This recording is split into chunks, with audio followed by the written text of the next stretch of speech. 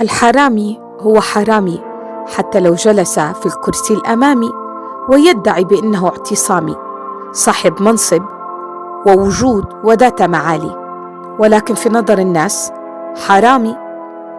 حرامي كل من يسرق مال ليس إليه فيستولى عليه، سواء من الدولة أو من ناس تعبانة عليه، ويدعي بأنه إليه، وبحرية مطلقة يتصرف فيه كأنه ورثة جدوده وأبيه. هذا هو الحرامي.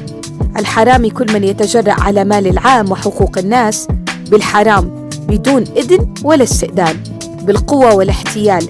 هذا هو الحرامي.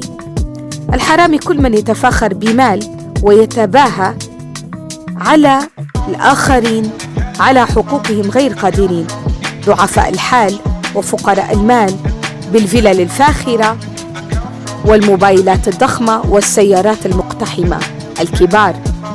هذا هو الحرامي. الحرامي كل من يوزع المال ليس له يمين وشمال وما عنداش فيه إلا الوقت اللي موتيه. الحرامي يترك اليتامى واليآمى. هذا هو الحرامي.